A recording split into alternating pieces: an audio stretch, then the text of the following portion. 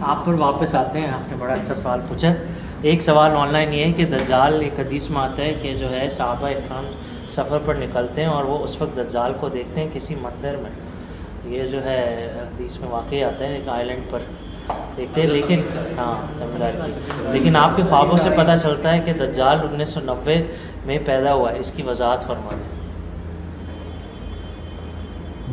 पता नहीं, वल्लाह आलम। अब जो मैंने ड्रीम्स में देखा है मैं वही शेयर करूँगा। जो मैंने ड्रीम्स में देखा है वो यही है कि दज्जाल इसी दौर में पैदा होता है। हो चुका है 1990। नहीं, 90 वल्लाह आलम का पैदा हुआ है, लेकिन वो हो चुका है। लेकिन ये थोड़ी सी मैं और ऐड कर दूँ, ये वैसे भी एक सवाल है कासिम भाई के अलावा लोग ये पूछते हैं कि जो है ये हदीस है नबी अलैहिस्सलाम की वक्त की, और जो है फिर दज्जाल तो बिल्कुल आखिर ज़मान में आएगा, तो दज्जाल की कितनी लंबी उम्र होगी? क्योंकि एक और हदीस में आता है कि वो 40 दिन का उसका ज़हूर होगा दुनिया में।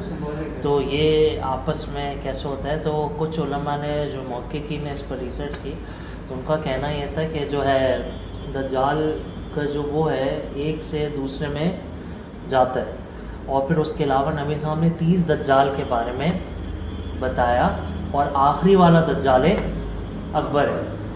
ठीक है, तो ये 2-3 वजाहतें इस तरीके से आती हैं। वैसे अल्लाह ताला बेहतर जानता है, अल्लाह वाला इसके पीछे क्या हकीकत है। एक और सवाल ये, जैसे कि इल्लुमिनाती तंजीम है, वो भी अपना सालों से काम करते जा रहे हैं, तो हो सकता है वो कोई दज्जाल का भी हो कि वो एक से दूसरे में ट्रांसफ़र करते चले जा रहे हों। अल्लाह क्या तरीका है।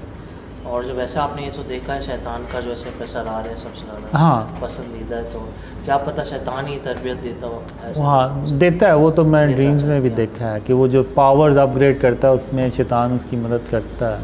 सही। और ये एक ड्रीम में तो शैतान उसको कहता है, असल में उसकी खोपड़ी यानी परी होती है सर, तो वो इंसानों की शक्ल में होता है शैतान, और लोगों को जैसे वो बकरियों को नहीं हाँकते हुए ले चल जाते, तो उस तरह ना वो जो बदतरीन लोग होते हैं ना उनको वैसे ही ना लेके जा रहा होता है अपने साथ। तो रास्ते में वो दज्जाल की ना सर पड़ा होता है खोपड़ी, तो वो उसको उठाता है और ऐसे देखता है और कहता है, आह मेरा अजीम सिपा सलार, जिसको यानी इतनी बेदर्दी से कत्ल कर दिया। जी कासिम में एक और सवाल ये है, और ये मोहम्मद शहराज भाई का है, कि हदीस में आता है कि बीस्ट ऑफ द अर्थ यानी दाबतुल अर्ज़ बड़ा जानवर होगा।